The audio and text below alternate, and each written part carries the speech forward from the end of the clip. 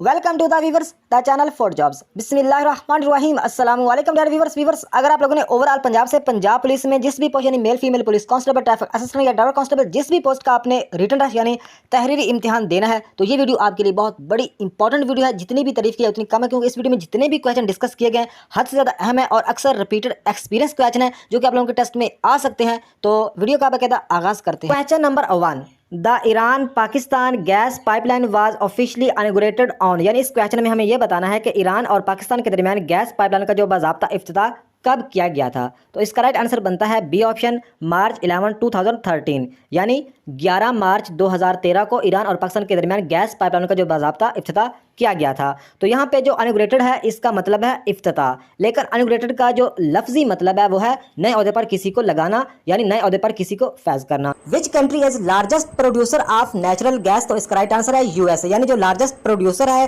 जो सबसे ज्यादा नेचुरल गैस को सेल करता है बेचता है वो है यूएसए यानी अमेरिका। तो अगर बात करें लार्जेस्ट रिजर्वर की तो वो है रशिया। रिजर्वर का मतलब होता है जो अपने पास अपने जो नेचुरल गैस को महफूज रखता है। तो लार्जेस्ट रिजर्वर है रशिया और जो लार्जेस्ट प्रोड्यूसर है वो है यूएसए यानी अमेरिका। तो नंबर 2 पे क्वेश्चन है Asian games 2022 well held in which city, यानी जो एशियन गेम्स थी 2022 की वो किस सिटी में हेल्ड हुई, तो उसका सिटी का नाम है हैंगजो। उस सिटी का नाम है Hangzhou. C option is right. तो नंबर 3 पे क्वेश्चन है Kohi Murad is sacred place of, यानी कोही मुराद सेक्रेड का मतलब होता है पाक जगह, तो कोही Murad is sacred place of जकरी। इसका राइट आंसर है जकरी, ZIKRI। तो नंबर 4 पे क्वेश्चन है black lives matter movement initiate from which country, यानी जो ब्लैक लिव्स मैटर मोमेंट थी ये इसकी जो इब्तिदा है ये किस कंट्री से हुई, तो उस कंट्री का नाम है यूएसए यानी अमेरिका। तो नंबर 5 पे क्वेश्चन है when USA did strike in Afghanistan, तो जो अमेरिका है उसने अफगानिस्तान पे कब चढ़ाई की या कब मतलब है कि हमला किया ऐसा कह लो, तो वो डेट है 7 अक्टूबर 2001, यानी 7 अक्टूबर 2001 को मतलब स्ट्राइक की थी यूएसए ने अफगानिस्तान में। नेक्स्ट क्वेश्चन है the largest source of electricity generation in Pakistan, यानी इस क्वेश्चन में हमें यह बताना है कि पाकिस्तान में बिजली पैदा करने का जो सबसे बड़ा जरिया है वो कौन सा है। तो इसका राइट आंसर बनता है थर्मल। थर्मल मतलब है कि जो जरिया है पाकिस्तान का सबसे ज़्यादा बिजली पैदा करने वाला जरिया है, ये आप लोगों ने याद रखना है, थर्मल। नेक्स्ट क्वेश्चन है the second largest continent by area of world, यानी इस क्वेश्चन में हमें यह बताना है कि रकबे के लिहाज से दुनिया का जो दूसरा बड़ा बराज़म है वो कौन सा है। तो इसका राइट आंसर बनता है अफ्रीका। अफ्रीका दूसरा बड़ा बराज़म है पूरी दुनिया में। तो टोटल कितने बराज़म है, टोटल 7 बराज़म है, ये भी आप लोगों को पता होना चाहिए। तो सबसे जो नंबर 1 पे है वो है एशिया, नंबर 1 पे एशिया, और नंबर 2 पे है अफ्रीका, नंबर 3 पे है नॉर्थ अमेरिका, नंबर 3 पे नॉर्थ अमेरिका, और नंबर 4 पे है साउथ अमेरिका, नंबर 4 पे साउथ अमेरिका, और नंबर 5 पे है अंटार्कटिका, नंबर 5 पे अंटार्कटिका, और नंबर 6 पे है यूरोप, और नंबर 7 पे है ऑस्ट्रेलिया। तो आप लोगों ने ये सारे याद रखना है, कोई भी पूछा जा सकता है। Number 1 Asia, number 2 Africa, number 3 north America, number 3 north America, number 4 south America, number 5 Antarctica, number 6 Europe, और नंबर 7 ऑस्ट्रेलिया। तो आप लोगों को यहाँ पे बता दूँ कि जो यूरोप है 6 नंबर पे जो यूरोप है उसमें कोई नामी गिरामी सहरा नहीं है, और दुनिया का सबसे जो बड़ा सहरा है वो है Sahara desert, SAHRA Sahara desert दुनिया का सबसे बड़ा सहरा यानी डेजर्ट है। तो ये भी आप लोगों को पता होना चाहिए। तो कॉन्टिनेंट के बारे में कुछ ये मोस्ट इंपॉर्टेंट क्वेश्चन है, ये भी आप लोगों को पता होना चाहिए, जैसा कि the continent of Africa is called, Africa को डार्क कॉन्टिनेंट भी कहते हैं, अफ्रीका को डार्क कॉन्टिनेंट भी कहते हैं, ये भी आप लोगों ने याद रखना है। और नंबर 2 पे ये काफ़ी इंपॉर्टेंट क्वेश्चन है Zealandia is considered in 8th continent, यानी जो ज़ीलैंडिया है इसमें मेरे ख्याल में न्यूजीलैंड का मुल्क आता है, तो ये इसको मतलब है कि 8वां कॉन्टिनेंट मतलब है कि कंसिडर किया जाता है। तो ये मतलब एक पूरी मुकम्मल तरह ये मेरे ख्याल में कंसिडर नहीं किया जाता, इसलिए मतलब है कि साथ ही हैं। लेकिन ये भी आप लोगों ने याद रखना है कि जो 8वां कॉन्टिनेंट किसको कंसिडर किया जा सकता है, ये क्वेश्चन आ सकता है।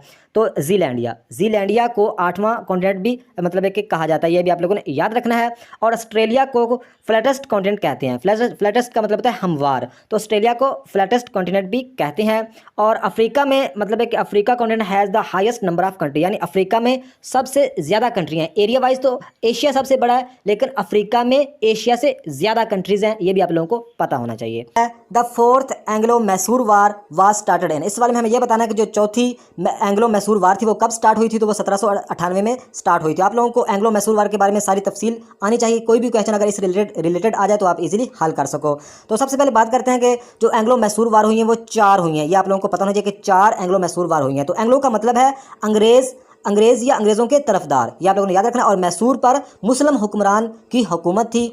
तो इनके जो एंग्लो और मैसूर वार यानी मुसलमान लीडर और अंग्रेज़ों के ख़िलाफ़ ये 4 जंगें हुई थी। तो जो पहली जंग मतलब है कि पहली वार हुई थी वो हैदर अली और अंग्रेज़ों के दरमियान हुई थी। कब हुई थी? 1767 से 1769 तक। ये आप लोगों ने याद रखना, 1767 से 1769 तक पहली मतलब है कि हुई थी वार। किनके दरमियान? हैदर अली और ईस्ट इंडिया कंपनी यानी अंग्रेज़ों के दरमियान। अच्छा, जो दूसरी हुई थी एंग्लो मैसूर वार दूसरी हुई थी वो कब हुई थी? वो 1780 से 1784। किनके दरमियान? हैदर अली का बेटा था टीपू सुल्तान और एंग्लो यानी मतलब है कि अंग्रेज़ों के ख़िलाफ़ समझ लो, अंग्रेज़ों के और भी काफ़ी मतलब रियासतें अंग्रेज़ों की हेल्प कर रही थी उस वक़्त। तो जो दूसरी मैसूर वार हुई थी वो टीपू सुल्तान और अंग्रेज़ों के दरमियान कब हुई थी? 1780 से 1784। तो जो एंग्लो मैसूर वार थर्ड थी यानी तीसरी जो वार थी वो हुई थी टीपू सुल्तान और अंग्रेज़ों के दरमियान। कब हुई थी? 1790 से 1792।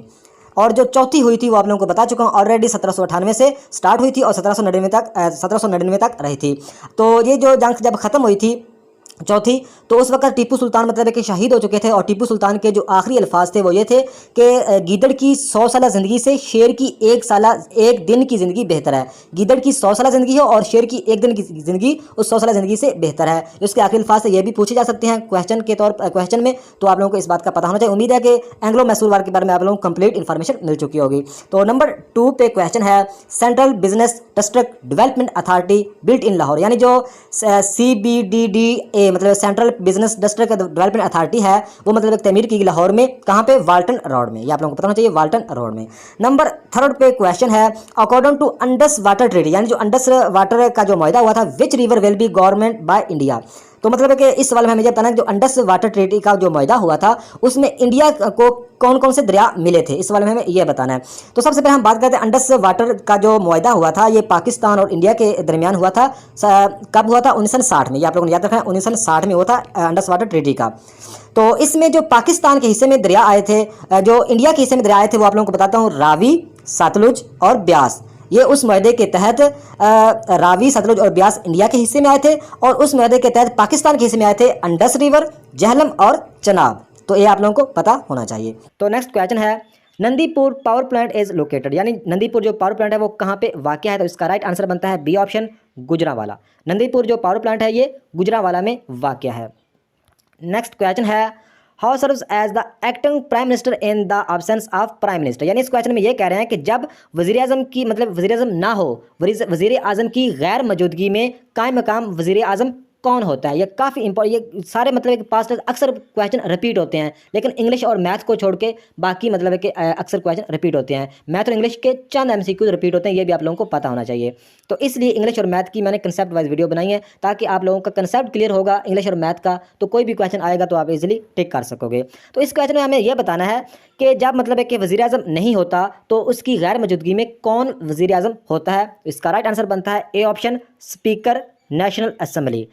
स्पीकर नेशनल असेंबली जब वज़ीर आज़म नहीं होता तो ये मुल्क का कायम मुकाम वज़ीर आज़म होता है, ये आप लोगों ने याद रखना है। तो यहाँ पे आप लोगों को बता दूं कि अगर सदर का पूछ जाए कि सदर अगर एब्सेंस यानी गैर हाज़िर हो सदर, तो उसकी जगह पे कौन मतलब एक कायम मुकाम सदर होता है? तो इसका राइट आंसर है चेयरमैन सेनेट, यानी जो चेयरमैन सेनेट का जो चेयरमैन होता है वो कायम मुकाम मतलब एक सदर होता है जब सदर मतलब एक गैर हाज़िर हो, ये आप लोगों ने याद रखना है। जब PM यानी वज़ीर आज़म गैर हाज़िर हो तो स्पीकर नेशनल असेंबली, जब सदर गैर हाज़िर हो तो चेयरमैन सेनेट होता है, ये आप लोगों ने याद रखना है। तो नेक्स्ट क्वेश्चन है, कोई किसी भी क्वेश्चन की समझ ना आए तो लाजिम मुझसे कमेंट बॉक्स में भी आप पूछ सकते हो। तो नेक्स्ट क्वेश्चन है, the head office of institute of chartered accountants of Pakistan, यानी ICAP मतलब पाकिस्तान का एक अदारा है, तो ये कहाँ पे वाक़ है? इस क्वेश्चन में हमें ये बताना है। तो इसका राइट आंसर है कराची में। जो institute of chartered accounts of Pakistan ICAP कहाँ पे वाक़ है? कराची में वाक़ है। तो कराची को रोशनियों का शहर भी कहते हैं, गेटवे सिटी भी कराची को कहते हैं। तो कराची पाकिस्तान का आबादी के लिहाज से सबसे बड़ा शहर है, आबादी के लिहाज से, ये भी आप लोगों ने याद रखना है। एरिया वाइज नहीं, आबादी के लिहाज से पाकिस्तान का सबसे बड़ा शहर है। दूसरे नंबर पर लाहौर, तीसरे नंबर पर है फैसलाबाद। तो नेक्स्ट क्वेश्चन है, the Nobel prize has been awarded in dash field, यानी इस क्वेश्चन में हमें यह बताना है कि जो नोबेल मतलब है कि इनाम आप लोगों ने सुना होगा, नोबेल इनाम किन शोबों में दिया जाता है, यानी कितने शोबों में नोबेल प्राइज या नोबेल इनाम दिया जाता है? तो इसका राइट आंसर है 6। 6 शोबों में नोबेल प्राइज़ दिया जाता है। तो नोबेल प्राइज़ काफ़ी इंपॉर्टेंट ये क्वेश्चन है, इसमें 5-7 तरह के क्वेश्चन पूछे जा सकते हैं, वो आप लोगों को डिटेल से बता देता हूँ कि 6 तरह के कौन कौन से नोबेल प्राइज़ दिए जाते हैं। तो ये आप लोगों ने याद रखना, कोई भी इनमें से पूछा जा सकता है। तो नंबर 1 पे है नोबेल पीस प्राइज़, नंबर 1 पे है नोबेल पीस प्राइज़, ये आप लोगों ने साथ साथ याद भी करना है। नोबेल पीस प्राइज़ नंबर 1 पे है। नंबर 2 पे है Nobel prize in literature, Nobel prize literature में भी दिया जाता है। नंबर 3 पे बात करें फिजिक्स में भी दिया जाता है। नंबर 4 पे बात करें तो फिजियोलॉजी और मेडिसिन में भी दिया जाता है। नंबर 5 पे बात करें केमिस्ट्री में भी दिया जाता है। नंबर 6 में बात करें इकोनॉमिक्स साइंस में भी दिया जाता है। तो ये इन 6 शोबों में दोबारा बता देता हूँ, peace prize, literature, physics, medicine, chemistry और इकोनॉमिक्स साइंस में। तो ये नोबेल प्राइज़ कब से स्टार्ट हुआ, ये क्वेश्चन भी आ सकता है। तो नोबेल प्राइज़ जो फर्स्ट नोबेल प्राइज़ दिया गया था ये 1901 यानी 1901 में पहला नोबेल प्राइज़ दिया गया था। ये आप लोगों ने एग्जैक्ट डेट याद रखनी है, 1901 में, यानी नोबेल प्राइज़ का आगाज़ हुआ था 1901 में। तो यहाँ पे आप लोगों ने ये भी याद रखें, जो नोबेल प्राइज़ किसकी याद में दिया जाता है, Nobel prize is given is in memory of Alfred Nobel, यानी जो नोबेल प्राइज़ है अल्फ्रेड नोबेल की याद में दिया जाता है। तो उसके ज़रिए मतलब है कि उसकी जायदाद से ही समझ लो कि दिया जाता है। तो ये एक कौन सी कंट्रीज़ देती हैं नोबेल प्राइज़, ये स्वीडन और नॉर्वे, ये भी आप लोगों ने याद रखना है। स्वीडन और नॉर्वे जो कि यूरोप की कंट्रियाँ हैं, ये मतलब है कि नोबेल प्राइज़ देती हैं। तो ये सारी चीज़ें आप लोगों ने याद रखनी है। इसमें कॉमन चीज़ याद रखने वाली मतलब है कि खास चीज़ याद रखने वाली ये है कि 1901 में इसका आगाज़ हुआ और अल्फ्रेड नोबेल प्राइज़ की याद में दिया जाता है। स्वीडन और नॉर्वे देती हैं। तो बाकी 6 आप लोगों को बता चुका हूँ कि किन किन शोबों में दिया जाए। तो नेक्स्ट क्वेश्चन है total length of great wall of China. तो इस क्वेश्चन में हमें यह बताना है कि चीन की जो अजीम दीवार की कुल लंबाई कितनी है। तो इसका राइट आंसर बनता है डी ऑप्शन, 21,196 किलोमीटर। 21,196 किलोमीटर चीन की मतलब है कि जो दीवार है उसकी लंबाई है। और चीन की ये दीवार है, ये सबसे बड़ी और बड़ी चौड़ी, बड़ी लंबी दीवार है। मतलब है कि पूरी दुनिया में सबसे जो लंबी दीवार या जो चौड़ी दीवार वो यही है, चीन की दीवार। तो नेक्स्ट क्वेश्चन है the headquarter of Asian development bank is located. तो इस क्वेश्चन में हमें यह बताना है कि जो एशिया तरक्याती बैंक का हेडक्वार्टर कहाँ पे वाक़ है। तो इसका राइट आंसर है मनीला, मनीला में ये वाक़ है। तो आप लोगों को ये इस बात का भी पता होना चाहिए कि इसकी शॉर्ट फॉर्म क्या है, ADB यानी एशियन ADB। तो इसकी फुल फॉर्म है, मतलब शॉर्ट फॉर्म है ADB यानी एशियन डेवलपमेंट बैंक। ये इसकी फुल फॉर्म भी पूछी जा सकती है, ADB की फुल फॉर्म बताएं तो आप लोगों को पता होना चाहिए। तो ये कब बना था बैंक, ये 19 दिसंबर 1966 को 19 दिसंबर 1966 को एशियन डेवलपमेंट बैंक बना था। ये काफ़ी इंपॉर्टेंट क्वेश्चन है, 19 दिसंबर 1966 को। तो इसका हेडक्वार्टर मनीला में वाक़ है। तो नेक्स्ट क्वेश्चन है what was the first written constitution of the world. तो ये काफ़ी कॉमन क्वेश्चन है, दुनिया का जो पहला तहरीरी आइन कौन सा था। तो ये इस्लामिक स्टडीज से क्वेश्चन लिया गया है। तो इसका राइट आंसर है मिसाक मदीना। मिसाक मदीना दुनिया का पहला तहरीरी आइन मतलब है कि था, ये आप लोगों ने याद रखना है, मिसाक मदीना। तो नेक्स्ट क्वेश्चन है total number of bones in spinal columns of human are. यानी इस क्वेश्चन में हमें यह बताना है कि टोटल नंबर कितनी हड्डियाँ, बोन्स का मतलब आप लोगों को पता होगा हड्डियाँ, और स्पाइनल का मतलब होता है रीढ़ की हड्डी। तो रीढ़ की हड्डियों में कितनी हड्डियाँ होती हैं, इस क्वेश्चन में बेसिकली ये पूछा गया। तो इसका राइट आंसर है 33 यानी 33 होती हैं रीढ़ की हड्डियों में हड्डियाँ, 33। तो आप लोगों को इस बात का भी पता होना चाहिए कि जो लॉन्गेस्ट बोन है, यानी जो लॉन्गेस्ट हड्डी है वो है फीमर की, जो बैक साइड पे होती है फीमर की। तो और शार्टेस्ट जो बोन है वो है स्टेप्स की। स्टेप्स ये मतलब है कि कान में होती है। तो सबसे जो लॉन्गेस्ट है वो कौन सी है, फीमर, और जो शार्टेस्ट वो कान में होती है STAPS स्टेप्स की। और मतलब है कि जो अडल्ट यानी जवान बंदे में हड्डियाँ होती हैं 206, ये आप लोगों को शायद पहले भी पता होगा। लेकिन न्यू बॉर्न यानी जो नया बच्चा पैदा होता है उसमें 300 बोन्स होती हैं, ये भी आप लोगों को पता होना चाहिए। तो सबसे बड़ी हड्डी होती है फीमर, सबसे छोटी स्टेप्स, और न्यू बॉर्न जो नया बच्चा पैदा होता है उसमें 300, अडल्ट यानी जवान की होती हैं 206। तो उम्मीद है कि इन क्वेश्चन की आप लोगों को समझ आई होगी। नेक्स्ट क्वेश्चन है the oldest written constitution of government in effect in which country. यानी जो सबसे पुराना मतलब हुकूमत का सबसे जो कदीम मतलब एक तहरीरी आइन किस मुल्क में नाफज है अभी तक। तो इसका राइट आंसर है USA यानी अमेरिका। USA यानी अमेरिका का सबसे कदीम यानी पुराना तहरीरी आइन है। तो USA का कैपिटल है वाशिंगटन DC। तो USA की तकरीबन 50 रियासतें हैं। तो ये आप लोगों को पता होना चाहिए। तो USA की जो करेंसी है डॉलर, आप लोगों को पहले ही पता होगा। तो कनाडा की बात करें, कनाडा का कैपिटल है ओटावा, और कनाडा की जो करेंसी है कैनेडियन डॉलर। अगर बात करें यूके, तो यूके की फुल फॉर्म है यूनाइटेड किंगडम। तो यूके की जो मतलब करेंसी है इसकी स्टर्लिंग पाउंड है, और यूके का जो कैपिटल है लंदन है। तो नेक्स्ट क्वेश्चन है how many times Pakistan become non permanent member of UNO security council. इस क्वेश्चन में हमें यह बताना है कि पाकिस्तान कितनी बार अक़वाम मुत्तहिदा की सलामती काउंसिल का गैर मुस्तकिल यानी नॉन परमानेंट मेंबर बना है। तो इसका राइट आंसर है 7 टाइम्स। तो यहाँ आप लोगों को यूएनओ का मतलब पता है, अक़वाम मुत्तहिदा। यूएनओ की फुल फॉर्म है यूनाइटेड नेशन ऑर्गेनाइजेशन। ये काफ़ी क्वेश्चन में मैं बार बार बता चुका हूँ। यूएनओ की फुल फॉर्म है यूनाइटेड नेशन ऑर्गेनाइजेशन। ये कब बनी? 24 अक्टूबर 1945 को। 24 अक्टूबर 1945 को। इसका हेडक्वार्टर न्यूयॉर्क अमेरिका में है। इसमें जो परमानेंट मेंबर हैं वो हैं 5। इसमें परमानेंट मेंबर हैं 5, जिसमें अमेरिका, चीन और भी काफ़ी कंट्रीज़ हैं, मुझे अभी याद नहीं आ रही, लेकिन इसमें परमानेंट मेंबर 5 हैं और नॉन परमानेंट मेंबर हैं 10। तो पाकिस्तान नॉन परमानेंट मेंबर में शमूलियत पाकिस्तान ने इख्तियार किया है। नॉन परमानेंट मेंबर हैं 10 यूएनओ में। तो पाकिस्तान ने 7 टाइम्स मतलब शमूलियत इख्तियार की है। ये भी क्वेश्चन पूछा जा सकता है कि पहली टाइम कब की थी? तो पहली टाइम 1952 से लाकर 1953 से 1953, यानी 1 साल का टाइम होता है नॉन परमानेंट मेंबर का। 1952 से 1953 में पहली दफ़ा मतलब है कि नॉन परमानेंट मेंबर बना था यूएनओ का पाकिस्तान 1952 से 53। और सातवीं टाइम बना था सातवीं टाइम मतलब बना था 2012 से 2013 को। 2012 से 2013 तक, ये आप लोगों ने याद रखना। पहली टाइम 1952 से 53, दूसरी दफ़ा, सातवीं दफ़ा, आखिरी दफ़ा 2012 से 2013। तो नेक्स्ट क्वेश्चन है, who is the current secretary general of the United nation, यानी अक़वाम मुत्तहिदा का जो मौजूदा सेक्रेटरी जनरल है, ये उसका क्या नाम है? तो इसका राइट आंसर है C option, Antonio Guterres. Antonio Guterres ये यूएनओ के मतलब है कि सेक्रेटरी जनरल है। एंटोनियो गुटेरेस, ये मेरे ख्याल है 2026 तक ये रहेंगे। नेक्स्ट क्वेश्चन है, how was the first person how counted the आयात वर्सेस ऑफ कुरान, यानी कुरान मजीद की आयात को शुमार करने वाला पहला शख्स कौन था? तो इसका राइट आंसर है हज़रत आयशा रज़ी अल्लाह ताला अन्हा। हज़रत आयशा रज़ी अल्लाह अन्हा ने सबसे पहले कुरान मजीद की आयत को शुमार किया था, गिना था। तो नेक्स्ट क्वेश्चन है, अब्दुल सत्तार ईदी passed away in which year, यानी अब्दुल सत्तार ईदी का इंतकाल किस साल हुआ? तो इसका राइट आंसर है 2016 को। 2016 को अब्दुल सत्तार ईदी का इंतकाल हुआ था। क्वेश्चन है, JK. Rolling is famous for, JK. Rolling किस लिए मशहूर हैं? तो JK. Rolling Harry Potter book के लिए फेमस हैं।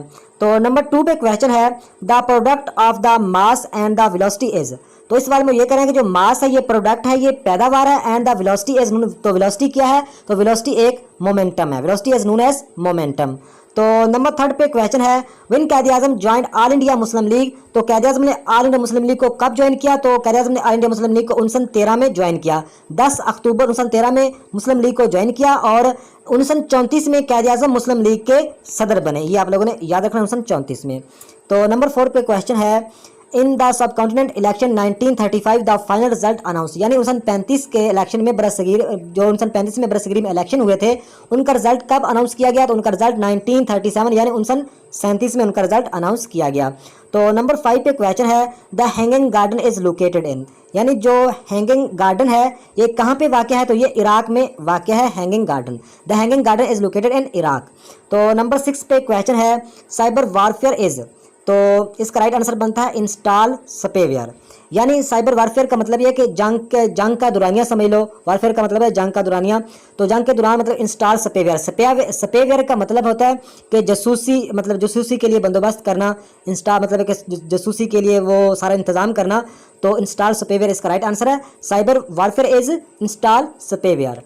तो नंबर 7 पे क्वेश्चन है, how has been appointed as Pakistan first female Hindu civil जज, यानी पाकिस्तान ने पहली दफ़ा अपॉइंट की थी फीमेल हिंदू सिविल जज, उनका क्या नाम है? तो उनका नाम है सुमन बदानी। सुमन बदानी उनका नाम है। तो नंबर 8 पे क्वेश्चन है, मरी वाज कंस्ट्रक्टेड इन 1853 एट, तो मरी में मतलब कोई चीज़ तमीर की गई थी 1853 में, तो वो क्या चीज़ थी? वो थी सनी बैंक की बुनियाद रखी गई थी, सनी बैंक। तो नंबर 9 पे क्वेश्चन है, which organisation publishes world development report, यानी कौन सी ऑर्गेनाइजेशन है जो पब्लिश करती है वर्ल्ड डेवलपमेंट रिपोर्ट? तो वर्ल्ड बैंक मतलब है कि ये वर्ल्ड और डेवलपमेंट रिपोर्ट को पब्लिश करता है। World bank world development report को पब्लिश करता है। तो नंबर 17 पे क्वेश्चन है, which river create border between Israel and Jordan, तो इसका राइट आंसर है जॉर्डन, मतलब कौन सा जो दरिया है वो बनाया गया border between Israel and Jordan, तो उसका उनका नाम है जॉर्डन। तो नंबर 18 पे क्वेश्चन है, which person road official biography of Quaid-e-Azam, तो किस पर्सन ने ऑफिशियल बायोग्राफी लिखी कायद-ए-आज़म की? तो उनका नाम है स्टैनली वॉलपेट। स्टैनली वॉलपेट ने कायद-ए-आज़म मोहम्मद जिन्ना की ऑफिशियल बायोग्राफी लिखी। तो नंबर 19 पे क्वेश्चन है, a dash is a unit of information in a dash, तो इसका राइट आंसर है field record, A option. A field is a unit of information in a record। तो 22 पे क्वेश्चन है, the output shown on computer monitor is तो इसका right answer है soft copy. यानी जो कंप्यूटर का जो मॉनिटर होता है वहाँ पे जो आउटपुट शो हो रहा था, यानी कोई फाइल, कोई पिक्चर, कोई भी चीज़ मतलब शो हो रही होती है, तो वो सॉफ्ट कॉपी में होती है। तो हार्ड कॉपी बोलते हैं उस चीज़ को जो मतलब एक हम निकाल लेते हैं प्रिंटर के जरिए, कोई पिक्चर हो, कोई फाइल हो, कोई डॉक्यूमेंट, कोई भी चीज़ हो जो हम बार मतलब एक प्रिंटर के जरिए निकाल लेते हैं, वो हार्ड कॉपी में तब्दील हो जाती है। और जो हमें मॉनिटर में नज़र आ रही होती है कोई भी चीज़, चाहे वो फाइल है चाहे वो पिक्चर है, तो वो सॉफ्ट कॉपी में होती है। तो 23 पे क्वेश्चन है, हागिया सोफिया इज़ एन, तो जो हागिया सोफिया है ये कहाँ पे वाक़ है? तुर्की में वाक़ है। हागिया सोफिया एक मस्जिद है जो कि तुर्की में वाक़ है। तो नंबर 24 पे क्वेश्चन है, which of the following instrument use to measures water vapours in the atmosphere. तो इसमें मतलब कौन सा जो इंस्ट्रूमेंट यूज़ होता है मेजर करने के लिए वाटर वेपर्स इन एटमॉस्फेयर में, तो वो है हाइग्रोमीटर। हाइग्रोमीटर इस्तेमाल होता है, हाइग्रोमीटर।